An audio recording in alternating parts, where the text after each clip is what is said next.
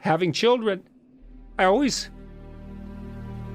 suppose too, this has been enhanced by my ill health in recent years, but I always feel that it's a privilege to spend time with my children. And I have some sense of how fast time goes. I've always had a very acute sense of the finitude of existence. And this is a good hint for people who have children, but with regards to your family members at all, is don't take it for granted. Every second you get that isn't painful, you should cherish.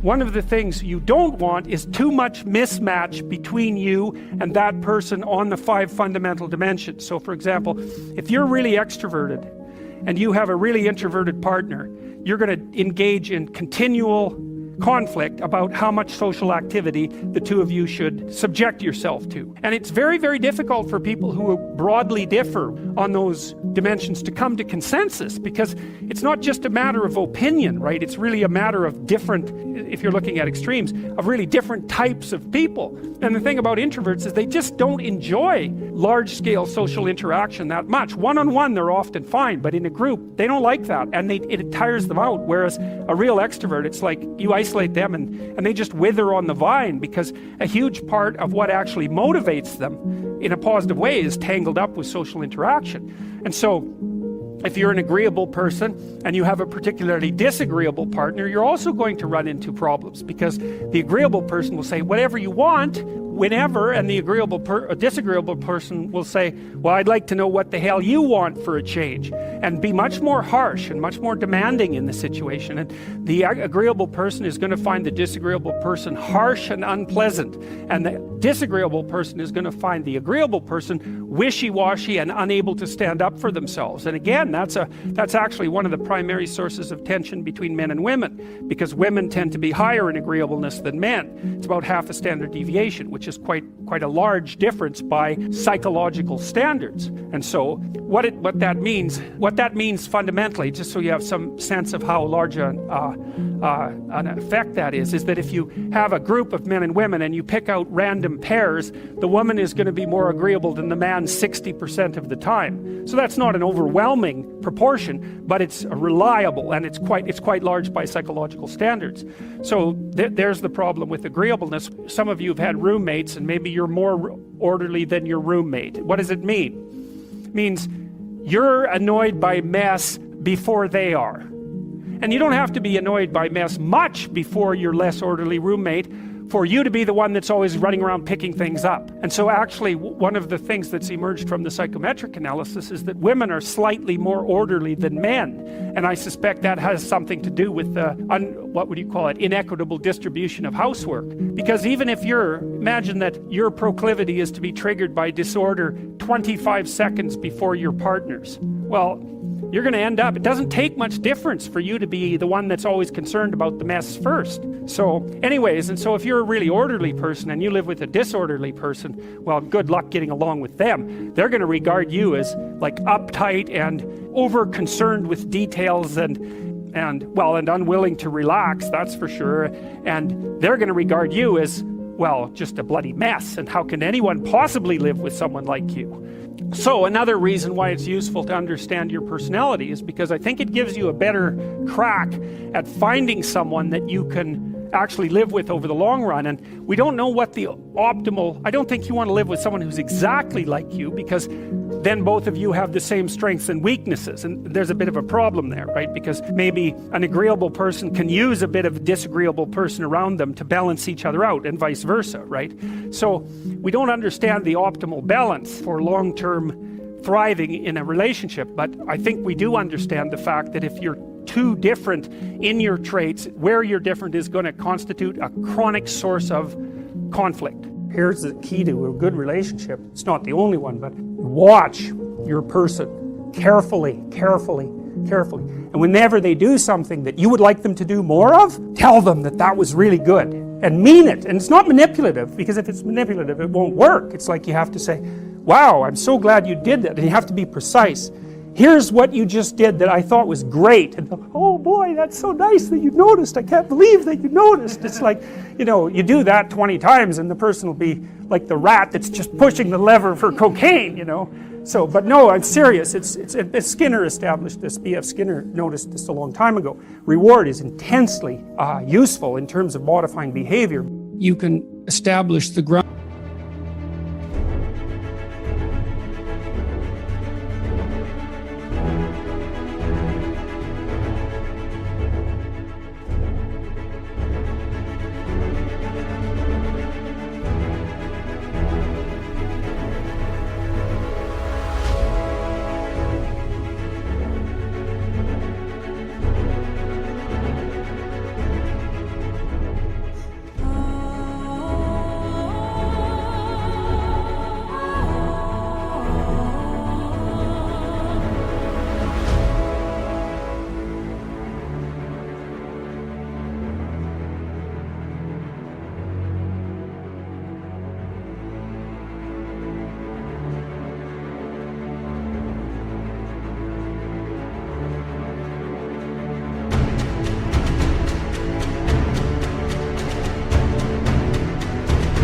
Rules explicitly and have a discussion about it. Are we going to lie to each other or not? Are we going to tell each other the truth to the degree that we can to make that an actual goal and to talk through the consequences of doing that and not doing it? And then I would also say, whenever a hiccup occurs in the relationship, maybe you don't call it out at each hiccup, you know, because you have to have a certain amount of silent tolerance in any relationship to let small infractions go. But if they repeat, my rule is 3 times. And it's the rule that I share with my wife. If something happens 3 times that is causing emotional upset, anger, jealousy, disappointment, resentment, frustration, any of those things, anything that you don't want to experience and that you especially don't want to experience repeatedly, then you can call it out. And if you have 3 examples, your case is much better made than if you just have 1. I would also say that when you call it out, you know, you could say, look, we were at a party the other night and it looked to me, I felt as if you were paying too much intense attention to Dave. Flirting going on there. That's what it looked like to me. There was some flirting going on there. And, you know, that made me uncomfortable. You don't say, well, you were flirting, stop doing it. You say, well, this is how it looked. This is what it looked like to me. And here was my response. And then you want to think, and maybe I'm a damn fool and blind and jealous and stupid, and I'm misinterpreting, or maybe it was a harmless flirtation of the sort that people will engage in because it adds a little bit of spice to a social interaction. You want to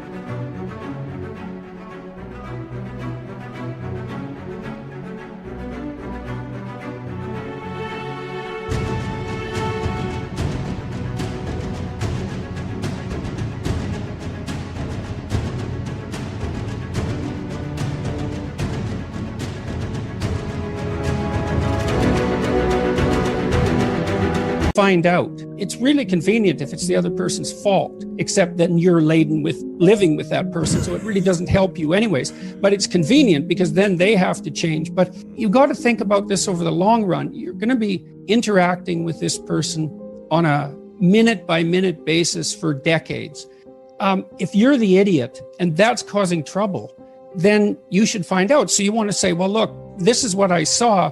What's your explanation of what's going on? And then they'll offer you their viewpoint, and hopefully they'll do the same thing. They'll think, well, this is my intent, and maybe they have to go think about it, but this is my intent and this is what I saw, and I think you're being oversensitive in that situation. And You peel back the explanations layer by layer until you both agree on what happened, and more importantly, on what you're going to do about it in the future.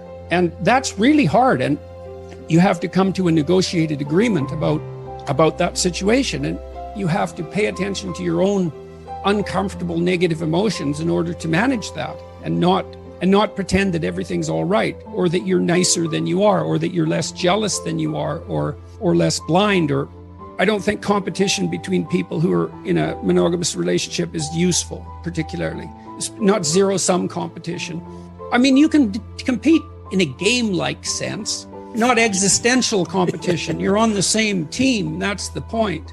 And if one of you is feeling left behind for one reason or another, it's time to throw that out on the table and say, look, I'm playing second fiddle here far too often.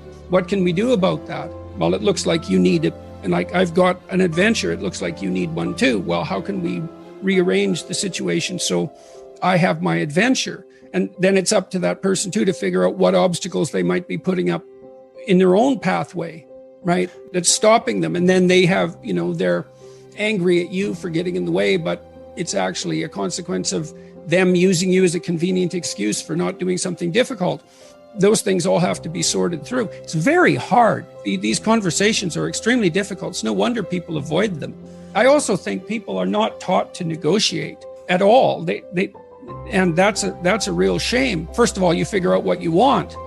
This is what I want. Then you tell the person, then you strategize with them so that you can get what you want and they can get what they want, and you both know what that is, and away you go together. That usually comes out, it's usually obscured and hidden, and comes out awkwardly and difficulty, and with difficulty if it comes out at all. And people fool themselves into thinking that it's okay what they're doing. I'm sacrificing myself for the children, and that's okay. I'm sacrificing myself for my husband's career, and that's okay.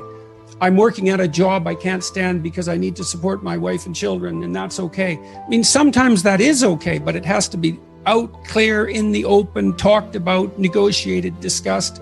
I think you can be a slave or a tyrant, or you can negotiate. Those are your options. And we default to slavery and tyranny because that doesn't require any cognitive effort. And then we pretend that everything's all right. And then it blows up in our faces and we end up divorced.